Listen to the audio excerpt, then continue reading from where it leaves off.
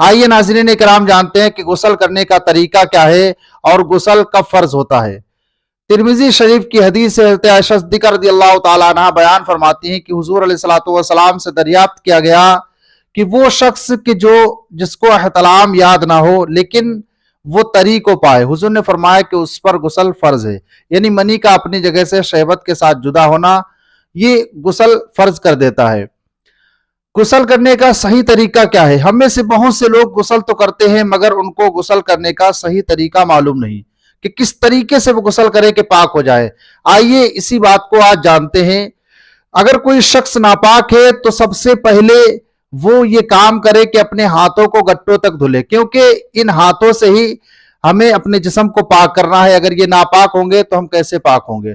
सबसे पहले अपने हाथों को गट्टों तक धुलें। उसके बाद जो हम नापाक कपड़ा पहने हैं, मिसाल के तौर पर हम अंडरवियर जो पहने हुए हैं उसको उतार दें। अगर वो नापाक है उसको उतारने के बाद फिर कोई पाक कपड़ा बांध लें। और अगर गुसलखाना या कोई बंद जगह नहा रहे हो तो आप बरहाना होकर के भी नहा सकते हैं।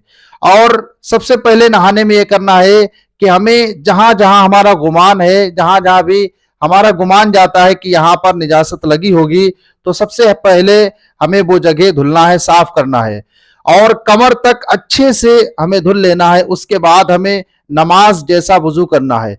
एक बात और याद रखना है कि गुस्ल के 3 फराइज हैं। गुस्ल में 3 चीजें फर्ज हैं। नंबर 1 कुल्ली करना, यानी मुंह के हर जगह पर पानी पहुंचाना, कहीं भी बाल बराबर सूखी जगह बाकी ना रहे। नंबर 2 पे आता है कि नाक में नरम हड्डी तक पानी पहुंचाना, और अगर किसी के सूखी नाक लगी हो तो उसको भी बाएं हाथ की छोटी उंगली से साफ कर ले। नंबर 3 पूरे बदन पर पानी बहाना। ये गुस्ल के फराइज हैं।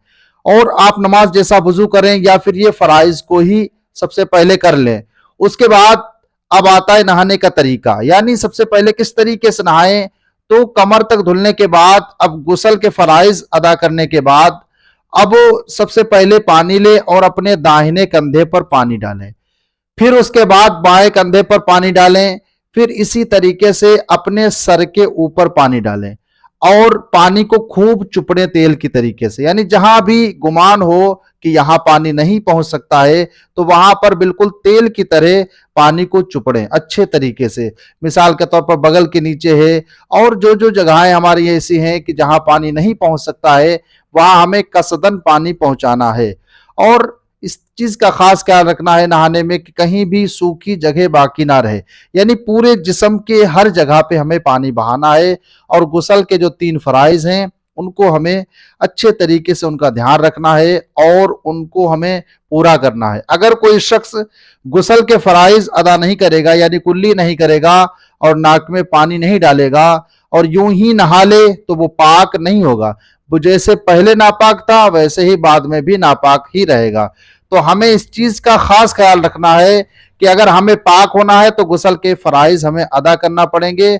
और गुस्ल के फराइज 3 है, नाक में कुल्ली करना, नाक में पानी डालना और पूरे बदन पर पानी बहाना।